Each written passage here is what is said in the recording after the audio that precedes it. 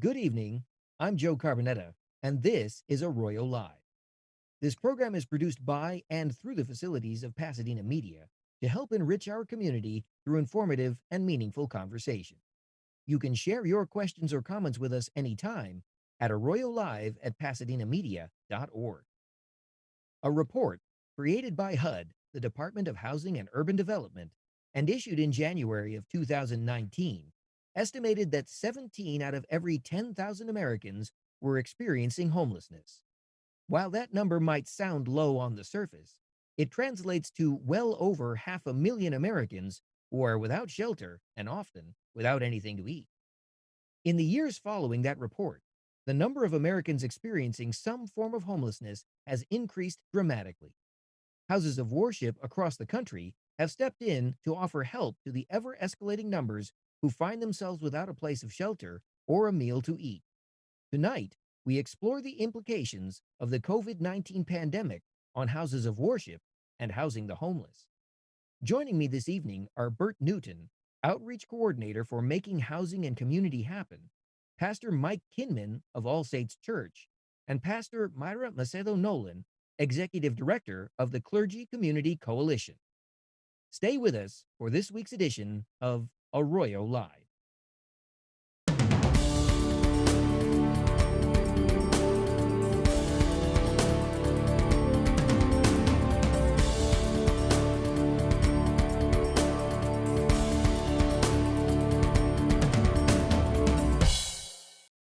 Thank you all so much for joining me this evening.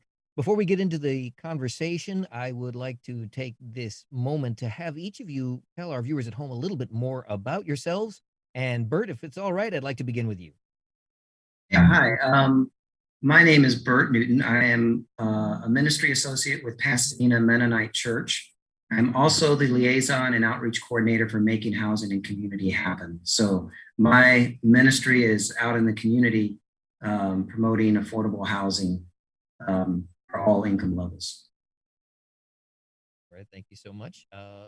Mayra, can we ask for your introduction as well, please? Sure. Hello, my name is Mayra Macedo-Nolan. I am a local pastor, and as of this past fall, I am the new executive director of the Clergy Community Coalition, which is the largest coalition of churches in the city of Pasadena. And our hope is to unite the church around trying to right some wrongs that exist in our community. Thank you also for joining us this evening. And Mike? Hi, my name is Mike Kinman. My pronouns are he, him. I am the rector, which is the senior pastor at All Saints Church here in Pasadena, right across from City Hall. Been here, I guess I'm in my 5th year. Well, again, thank you, all of you, for joining us this evening. The first question is a very basic one. How has this pandemic affected the houses of worship, not only locally, but across the country?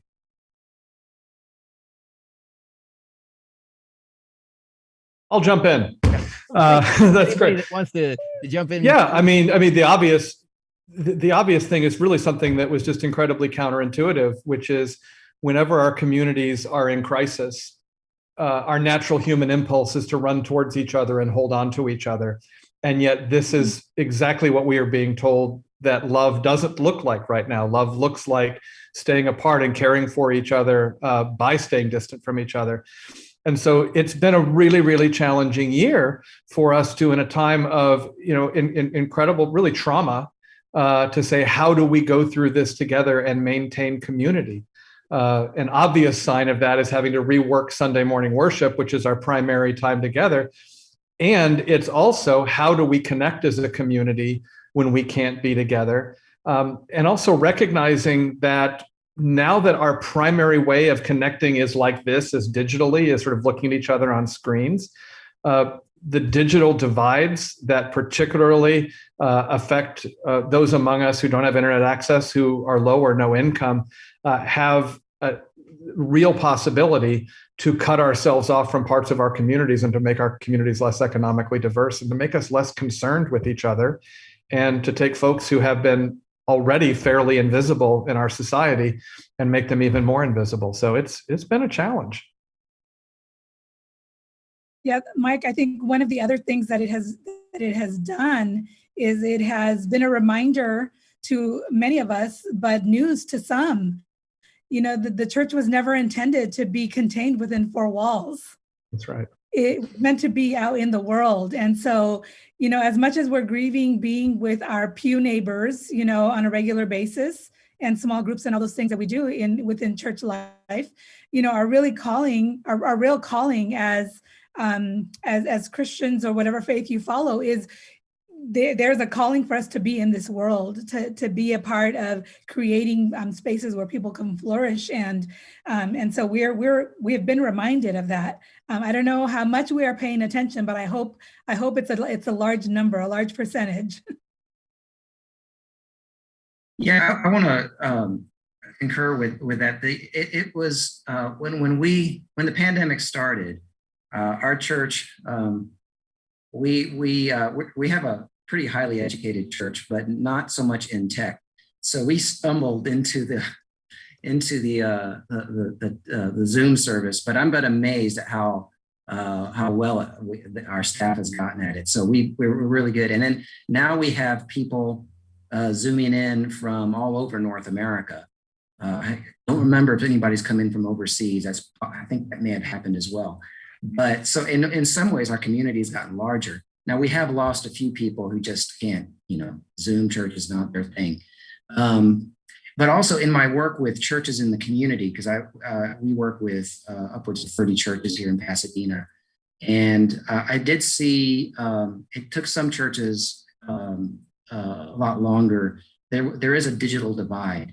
And some churches, I think, were disadvantaged. But even a lot of them have figured it out by now and figured out ways to get together. But some of the division that, some people in our community, take it for granted that we have digital access, and others don't. Others it's really hard for.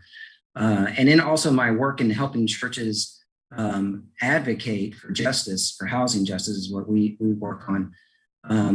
It continues to be a problem in terms of who has voice. People who have easier digital access and know their way around a computer better have more voice in what's going on in the city. And those who don't, which are sometimes the most affected communities, the communities that need the most, have a harder time getting their voice heard because we can't show up in person down at city council anymore. I mean, it was never easy. There were always barriers. But I found that this has been a more difficult one in terms of people having access to power and to the public forum, advocate for themselves and for justice. Well, Bert, in building on what you just said, and especially your reference to the digital divide, I'm wondering for each of you, has the current procedure of congregating virtually filled the void, the spiritual void? Does it effectively take the place of congregating, Mayra, as you said, within the four walls?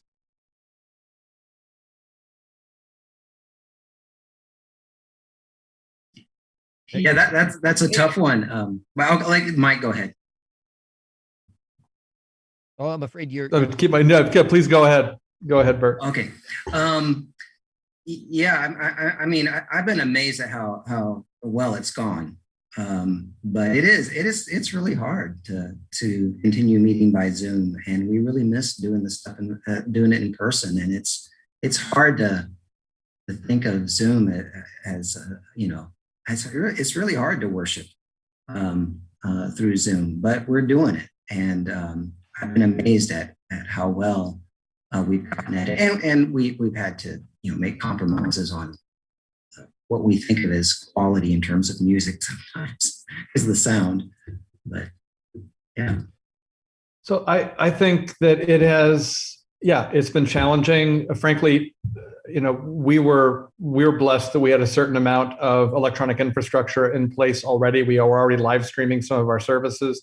So when the COVID rates went down enough for us to have a crew in the church, we were able to be where we're doing right now, which is live stream services with no people in attendance, just the folks doing it to give people more of a sense of the space. It's affected different people in different ways. I particularly think about children and youth who are hungry. Like I got two kids. My youngest son's a senior in high school, and he's going through his senior year online. And there is a hunger for physical connection. I mean, so many of us have it, but especially like think of children and youth, and they spend all day staring at their screens. And the desire to be involved really in any, I mean, we've got sort of Discord channels and stuff like that set up for the youth, and they do that. We've been working so hard to have worship be a place where everyone in the whole community meets together.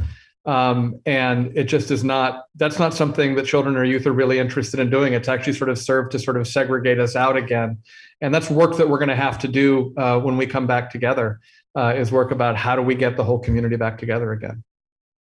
You both touched on the community aspect of the new way of doing church. And then I think, Bert, you both touched on also on what does worship look like. And I think another thing that has happened is that our understanding of what worship has been challenged, foundationally, because we know as ministers that worship is more than, the music and the singing. It is what we do with our whole lives. So we have more time to think about our whole lives. And I hope, again, that is a challenge that a lot of us have accepted and have begun to reflect on. Well, certainly in the post-pandemic world, the hope is to return to a more business as usual sense of dealing with public events. But is the virtual meetings something that will persist after things do return to normal? Is that something that many houses of worship will be looking to maintain to further their outreach for those that have difficulty actually coming to physical locations? Or is that even been a consideration to this point? Well, I think it's going to have to be a both and for us. We've had, it's interesting, we actually have had people around the world become a part of All Saints. We have a wonderful person who lives in Addis Ababa, Ethiopia, who actually does COVID work for the United Nations there, who's become a regular attender and even a reader at our 1 p.m. Spanish English service. We had in our last new members class someone from Florida who says, this is a church I want to be a part of. And so we're not going to say when this is over, okay, well, that was nice for the pandemic. Sorry, see you later. And we've also experienced that we can now have, guest speakers and preachers and panelists and conversations with anyone, anywhere in the world who has internet access.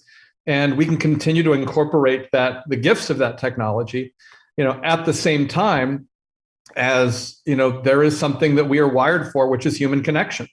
And to really continue to look at how do we gather together in ways that allow us to be connected virtually, and that give that incredible experience here. And then again, one of the things that I'm really aware of is both how we have been taught over the last year, we have learned to fear each other's bodies. And so coming together, we're going to actually have to teach ourselves how to come back together again. It's actually a great opportunity to have conversations about consent and touch that frankly, the church should have been having for a long time. But then also we have become economically segregated as a community over the last year in ways that we're going to have to come together and unite in some cases and reunite in others. Well, I see each of you nodding in agreement. I'm wondering if anybody has anything else that they want to add to that, or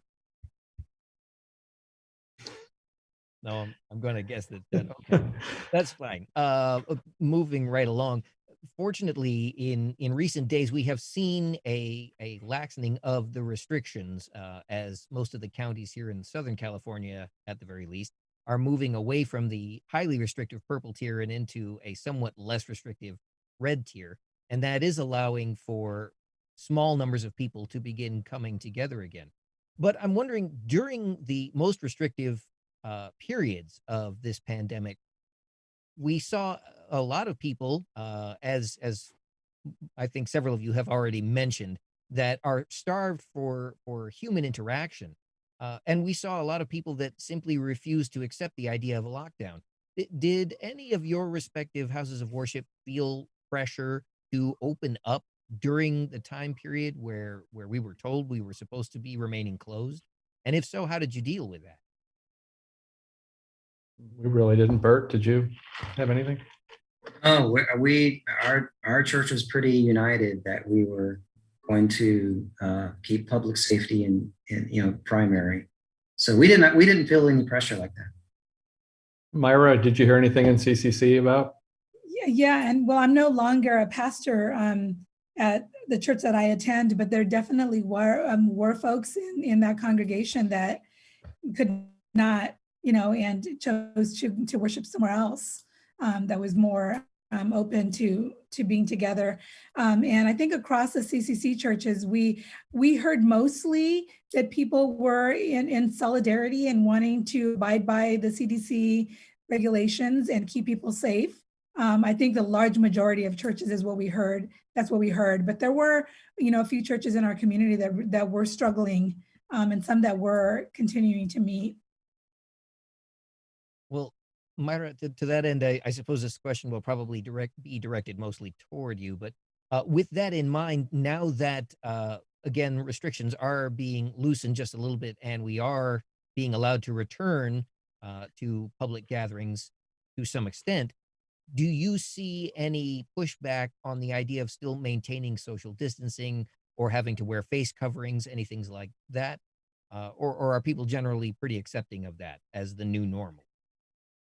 Yeah, I think with that same percentage is going to just keep doing it as we're allowed to and try to respect those regulations, rules. For instance, Pastor Kerwin Manning's church, Pasadena church, met in person this past weekend, but they met outdoors and socially distanced. And so that, that was a way that they can provide that space for that human connection and interaction and seeing one another face to face, while remaining committed to one another's health and safety and staying physically distant. So I think that more and more churches that are able to, that have that kind of space or access to open space, will engage in that way. There's not a lot of large churches that can handle very many people indoors. So to that end, what other steps are being taken by houses of worship to protect worshipers as they begin to return to a more normal sense of worship? Well, we're doing what we have done since the beginning, which is we're following the science and we're listening to the doctors and public health officials. So we have several layers that we work with. The first is the government layer, and make sure we're abiding by state, county, and local directives, because those are informed by public health decisions at their best. Not always. There's politics that gets into those. We're also part of an adjudicatory called the Episcopal Diocese of Los Angeles. Our bishop is very clear about following public health directives. And so we also fall within the directives that he issues for the Episcopal Church. And then we're really blessed that we have an epidemiologist in our congregation, an amazing person, Dr. Nicole Gatto. And we have her working with staff members to set up our own COVID protocols. So within that, someone who knows our community specifically is helping us design protocols, and we don't do anything until we have Dr. Gatto's go ahead and say, this is what you can do. And so we've got sort of several layers, and we have really good protocols in place, including contact tracing. So it's, we're fortunate that we have been able to design a system that as the restrictions ease, we can go through that and adapt it and say, what does that mean for All Saints Church? And how can we continue to be, nothing is ever risk-free, but how can we continue to be as safe as we possibly can? And, we're going to post those, those protocols, and anyone can use them. I mean, if people want to borrow them or whatever, or use them, that's great. Well, we're a smaller church, and so we just have to go with what the science is out there. We have not even talked about coming back together. It's possible there have been discussions in the leadership team that I wasn't a part of, but to my knowledge, there's been no discussion yet about that. But what's interesting, you asked your first question, Joe, was about what's happening across the country. My mother lives on the South Georgia coast, and it's different there. They have been meeting indoors in their church, socially distanced with masks, I suppose, but throughout most of the pandemic. And it's just been kind of shocking the difference between the sensibilities here and there. And then I have another friend that moved during the middle of the pandemic to North Carolina. And she was said same sort of thing. People going to church, people going to restaurants. In a restaurant, you can't have your mask on, you got to eat, indoors. And it's really interesting, the difference in how people think, the culture, who they trust to tell them the truth. So it really depends on your community, where you are. Well, Bert, you bring up an interesting point, and this might be something of a loaded question. So I understand if everybody is silent after this next question. But with that in mind, do any of you feel that at least here on the West Coast, perhaps here in Southern California, that the houses of worship were unfairly targeted by the government as potential points of spreading the COVID-19 pandemic?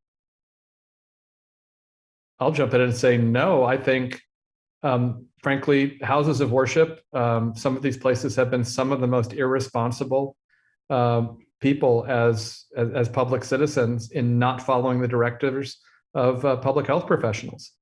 And so I don't think it's targeting at all. I think when you have public health officials saying this is the way to keep people safe and to literally save lives, and you have other people saying, no, us doing what we want to do is more important than that.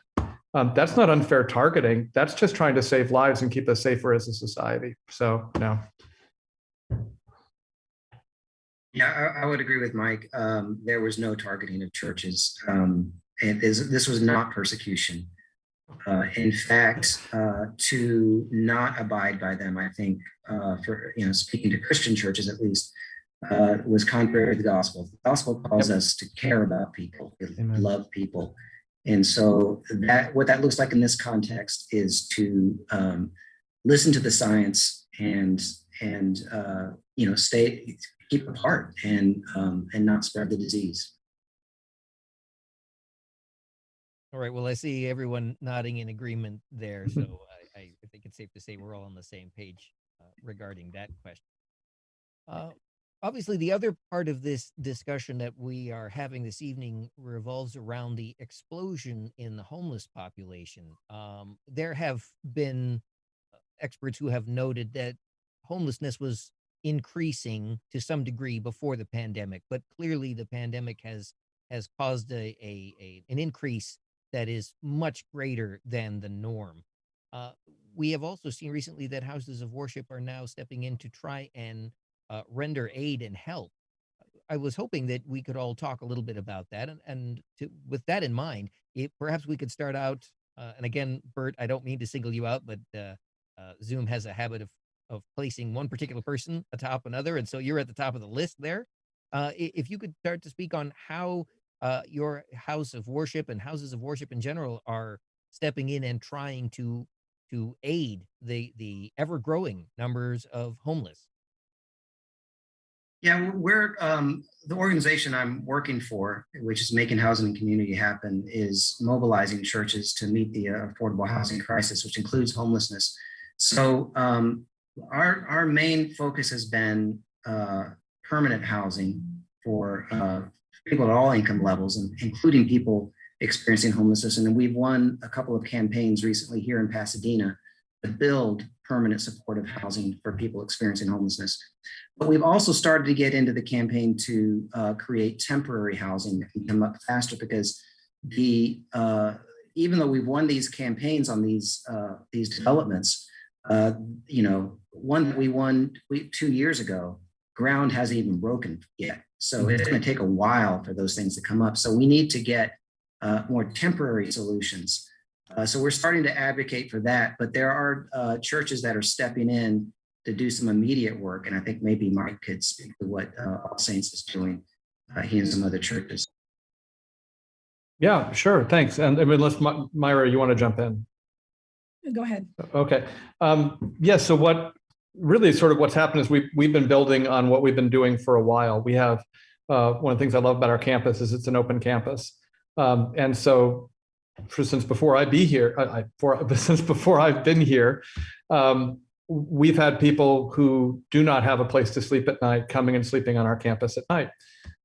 It's actually a couple of years ago, City Hall hired a security company to kick people out of City Hall at night, and we're right across the street. And so more and more people came over to our campus. And so what we were able to do was hire the same security company to do 2 patrols to actually make sure people were safe and to maintain safety there. Well, when Governor Newsom gave his safer at home order and everyone went home, we had a policy where people were getting up at 7, 6 in the morning and moving on. And the question was, well, do people need to move on? And we said no, because the point was, this is sort of deactivated space, let people stay there, because we knew that not only were the shelters going down to 25% capacity, all the day centers, all the libraries, everything else was shutting down. There was nowhere for people to go. At the time, we had a banner out in front of All Saints that said, "All Saints Church welcomes all refugees." And so people started taking it seriously. And so we had more and more people come and realize that this was, campus was a place where they could be.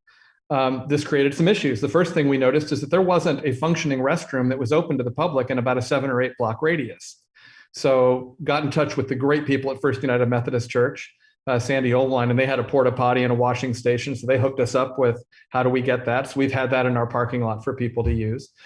But then we really just began to say, look, this is a part of All Saints Church community. At one point, we had about 50 to 60 people living on campus, and we just sort of worked with folks and said, communities are wonderful at identifying their own leadership and looking at covenants of behaviors and things like that. And anytime you're working with human beings whose lives are in chaos, it's going to be chaotic. I know that when my life gets messy, everything about it gets messy. The messiness doesn't just get, compartmentalized to one piece.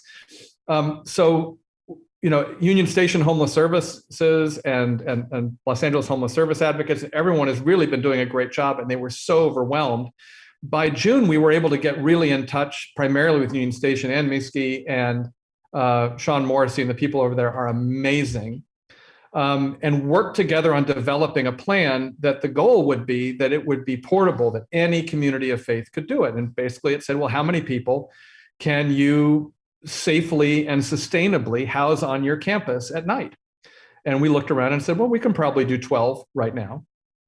And we developed a program, we call it Safe Haven Bridge to Housing, and worked with First United Methodist Church, which had already been doing something like this, and developed this program. And so now what we have is we have 12 people living on campus every night. They stay on campus. Pasadena Community Foundation gave a wonderful grant so we could put lockers in place so that people would have a place to store their stuff during the day. They can receive mail at All Saints Church. And the key is they're all hooked up with a housing navigator through Union Station. And so this becomes a safe community where they can stay at night while they are making the transition into housing. It's a bridge to housing. And when people move into housing, well, there's 2 things. First of all, those slots get filled with someone else. We have a waiting list. And the second thing is, the biggest thing to keep people from falling from housing into homelessness is community. And so what we do is we stay connected with folks once they're in housing. And if they begin to be at risk of falling into homelessness or anything else, we work with them and we say, this is a part, and we're really clear. This is not some other that we are serving. This is a part of the All Saints Church community. This is us. And right now what we're looking at, the city has stepped up and provided funding for a full-time social worker for this program. And we're right now looking for other faith communities. So if you're out there in a faith community and this sounds like a good program and you'd like to learn how to take your church property or your synagogue or temple or whatever and find a way to use it for a place for people to stay at night, and then also get hooked up for that bridge to housing, give us a call at All Saints Church. Give First United Methodist Church a call. Give Ann Miski and Sean Morrissey a call at Union Station.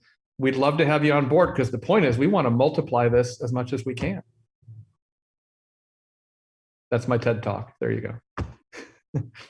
Mayra, I would like to give you an opportunity to add to the discussion as well, if you have something you want to say.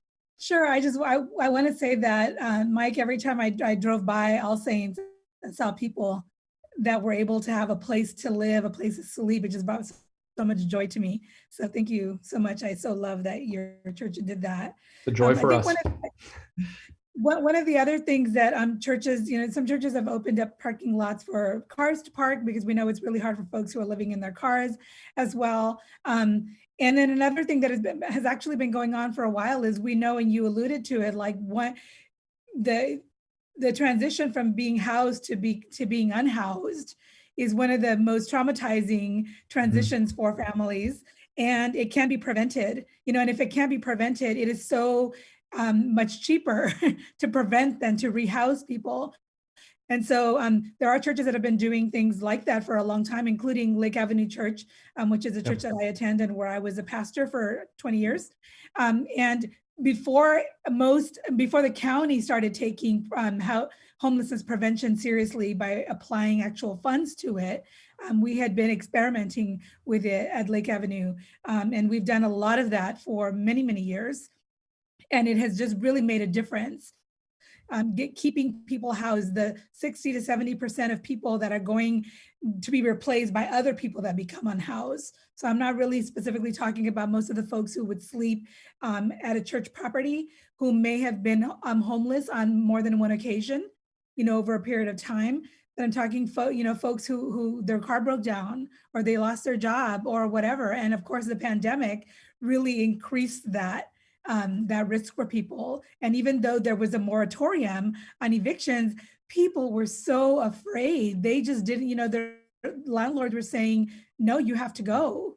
And we kept saying, like, but that's actually not going to happen, because you can't be evicted. But people were just mortified, especially if we start talking about the undocumented community, who is just afraid that someone's going to call and they're going to be deported, right? So that is another way the churches have stepped up that I think has been really significant. Okay, well, let's talk challenges for just a moment, because certainly anytime you talk about housing homeless, there's certainly a lot of pushback within a community. So what kind of challenges have your respective organizations faced as a result of trying to step in and help with the homeless crisis?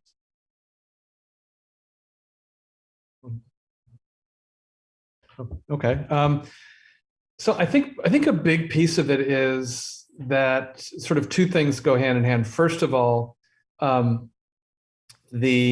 I apologize, something that a year of pandemic has done has caused me to lose nouns and verbs sometimes. So I am having trouble like finding the right word sometimes.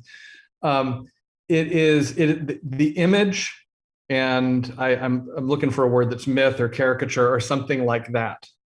That is in popular culture about people who are experiencing homelessness is powerful. And it is reinforced by media, and it is reinforced in all sorts of different ways.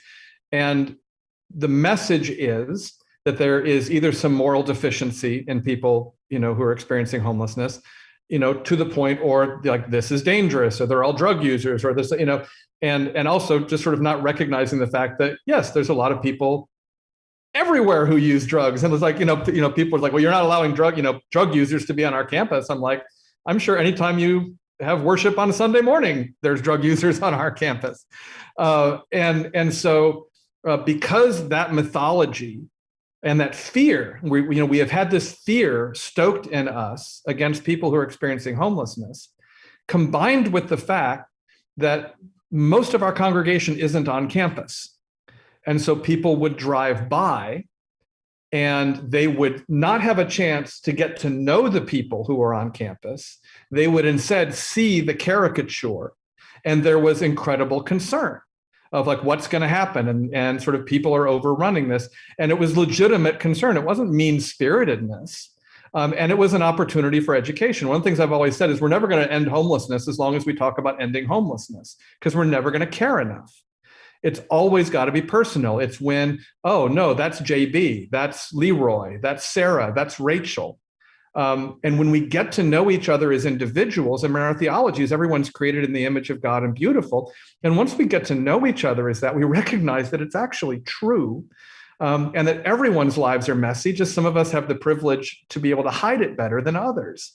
And so that's actually been sort of the learning piece of having to just sort of say, yeah, really, this is going to be okay. This is actually using our space for mission. This isn't putting anything at danger. And yeah, it's going to be messy. But like good ministry is always messy. And I've been so proud of the All Saints congregation, not because immediately everyone was on board and said, yes, that's great. That's not realistic. No community is going to be that way, or at least our community is not going to be that way. What I'm so proud of this community is there were people who had legitimate concerns, and we created space for those concerns to be heard. And then we, as a community, really asked the question, well, what does love look like? And what does living by our values of radical inclusion and courageous justice look like? And so we've come to a place where this is now gone from something that, frankly, quite a few people were skeptical of and worried about and thought was in some ways naive, to a place where the community is really proud of it. And in fact, we actually just got a rather large gift from someone who was inspired by this program, who said, yeah, I want to keep this going. So it's, a lot of it is not shaming people who have problems with it, because whenever there's a fear, you have to say, well, what that fear is about. And the only way to get people out of fear is to love them through it. And so that's just what we've tried to do. Joe, the churches we work with, a lot of them really want to help, and they are helping. But some of them do feel like they're in a tough position, because depending on where they are in the city and what their neighbors have said to them. We had one pastor who, had been approached by neighbors because there was they'd seen someone they thought was homeless on the church property. And this pastor, I can't say who it is, but he said, it was a guy that was sleeping there. He let him sleep there. But he sort of acted like he didn't know what the neighbor was talking about. So churches are being put in tough positions, but they're trying to move forward. And I've been amazed in working with all these different churches. I've been amazed at how much churches are doing. It's a lot more than people think. Yeah. Mayra didn't tell you everything Lake Avenue is doing. Lake Avenue is doing great stuff. Yeah, my understanding, and Mayra, you can correct me if I'm wrong, but my understanding is Lake Avenue is giving out upwards of $250,000 in rental assistance to families every year. Yeah, so, and then there's smaller churches. I was just talking with our liaison from Lincoln Avenue Christian Church. They're feeding 150 families a week out of their church. They have a line backed up. Their food bank they do it on Wednesday mornings. They're at this long line. It's 150 boxes for 150 families a week. That's just one church, Pasadena Presbyterian Church, 2 hot meals a week, plus working with the city and Friends Indeed to get people into temporary shelter. The list can go on. We have limited time, but it's just amazing what churches are stepping up to do, and have stepped up even more during the pandemic.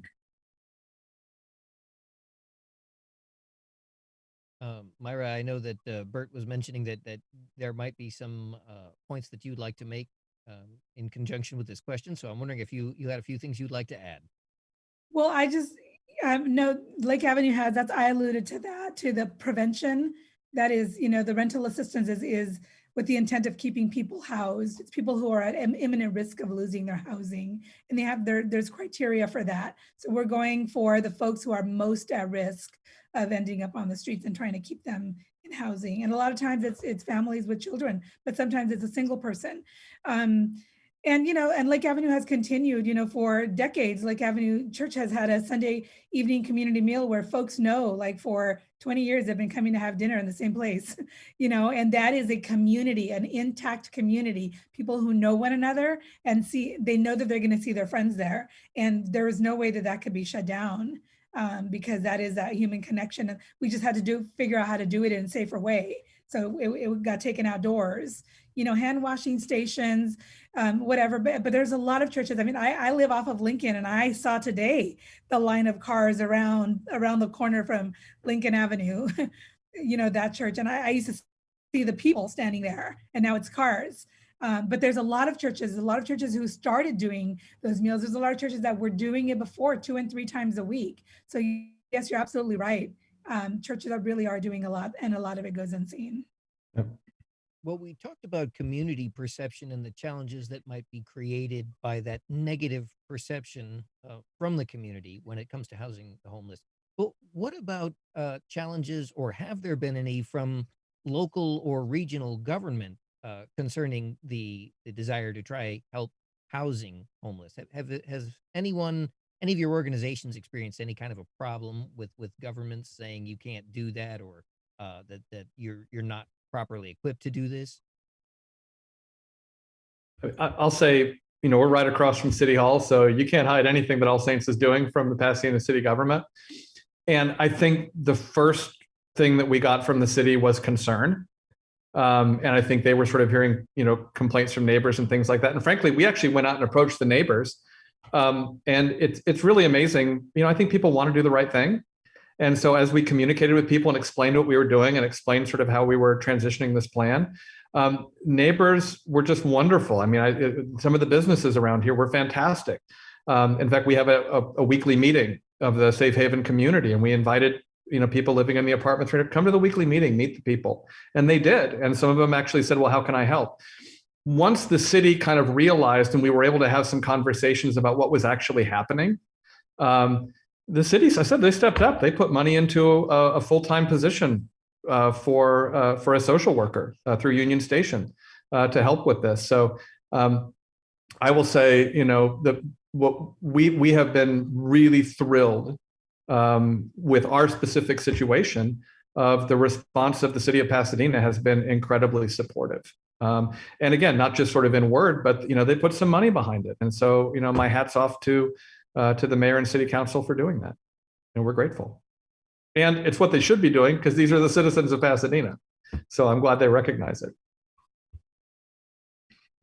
Our work at making housing community happen is primarily engaging the city. And we're mainly here in Pasadena. We're branching out to other areas, but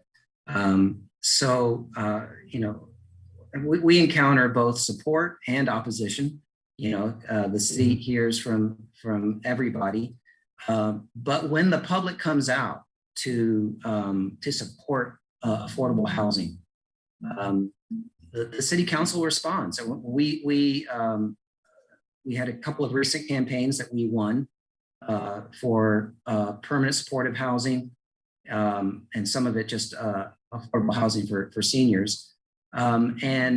In both cases, there was opposition on the city council originally, but at the end, it was, I believe, in both cases, unanimous. They supported it because we were able to rally the churches and the public to come out and say, this is what we want. We did prayer vigils, we did street vigils, we did, hours of testimony at city council meetings multiple times, and then big pushes to get everybody out there. We sat in council meetings as pre-pandemic until, midnight, advocating for these things. And then when the pandemic hit, we went online and kept having, people write letters and comments. But when the public speaks up, the city council will listen. We have overcome that opposition, and there are people. For the most part, I think that the council members really care, but they have to know the people care too, and they have to know the churches care.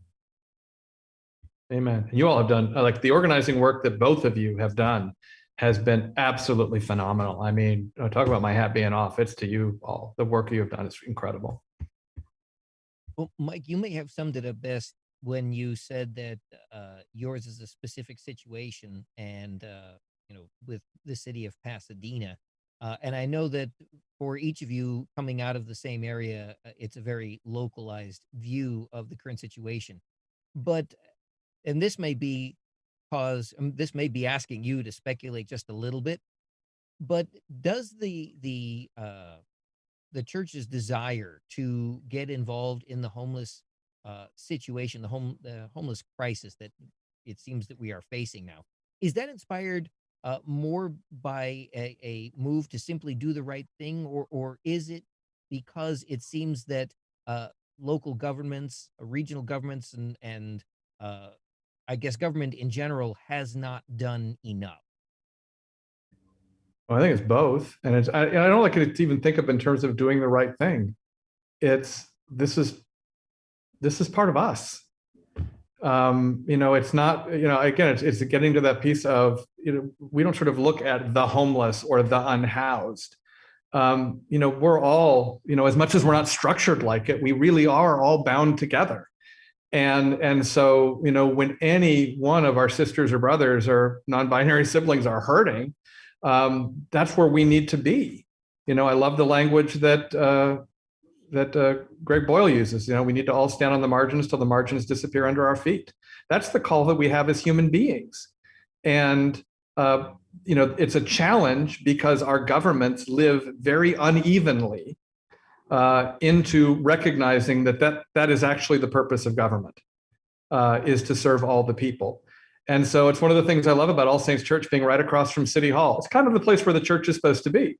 We're supposed to be right before the throne, reminding those in power of the responsibility that authority is grounded in.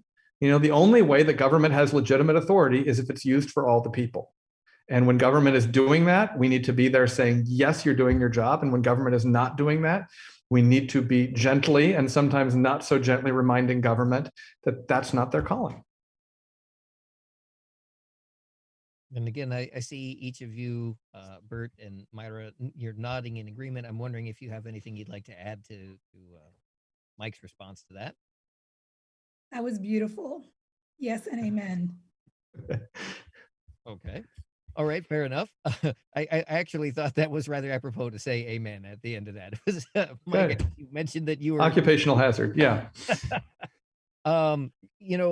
Another thing that I'd like to touch on, certainly when you say the word homeless, it instantly conjures up images of someone without a place of shelter. But there's more to being homeless than simply not having a place to stay. That often includes not having a meal to eat. So how is that affecting what you're doing? How are you providing other services besides just shelter for these people that are experiencing homelessness? Actually, Mayra, why don't you jump in on that? Because you actually have a better sense of sort of the broad range that's going on in Pasadena. Well, I think, Joe, where I thought you were going with that question was broader than folks who are also experiencing homelessness, because hunger has been, the reality of the breadth of how hungry people are has really been amplified during this pandemic. And so, churches, like I said before, have been feeding folks on a regular basis, but people really just, increased what they were doing during this time to feed people, period, because so many people have been out of work. They may have ended up homeless had there not been a moratorium in place, but they lost their jobs nonetheless, so they did not have money to feed their families.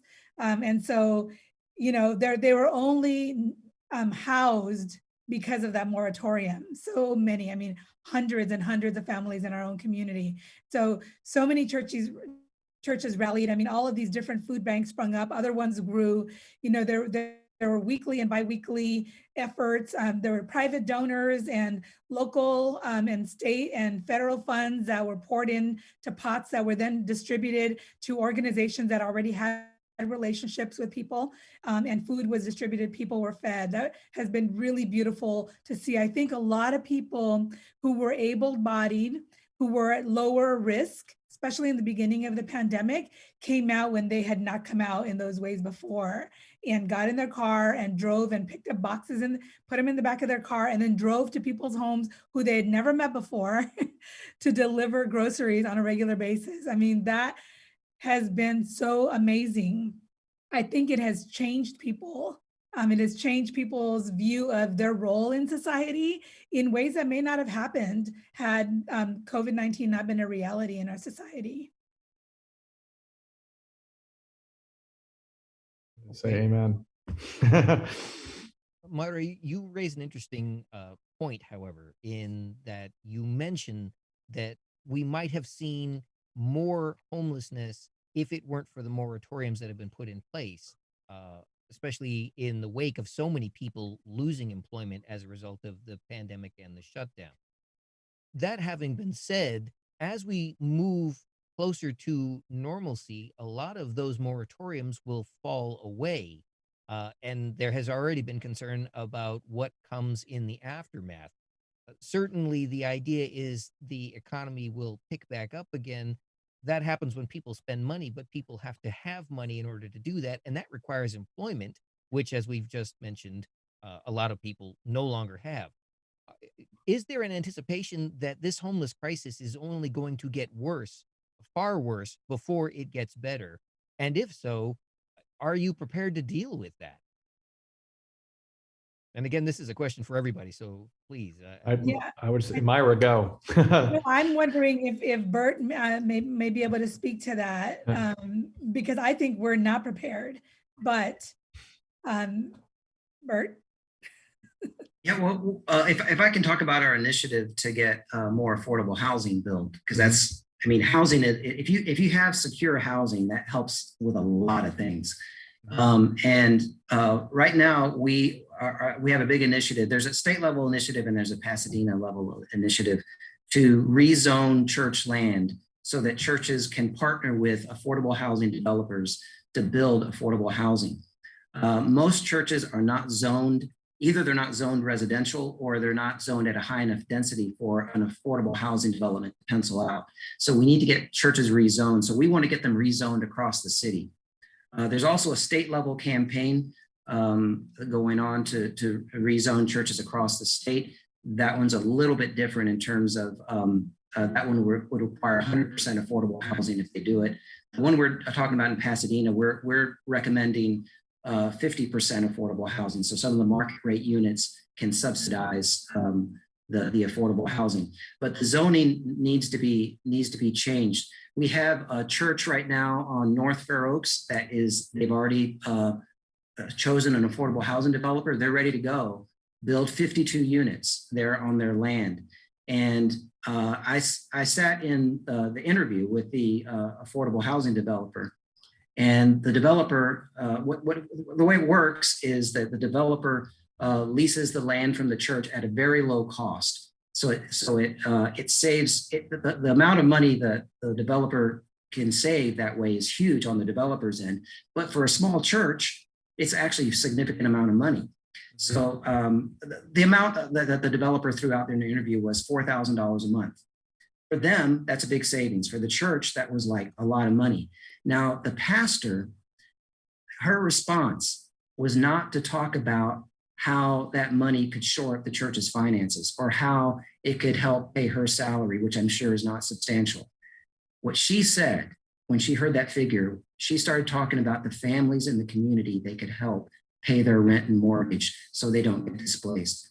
This is an African-American church in a historically African-American community that has been suffering displacement through gentrification. If we can get the zoning changed, they can build 52 units of affordable housing, and they won't control that. They can't, people are afraid the church is discriminating. They won't, the nonprofit will control that.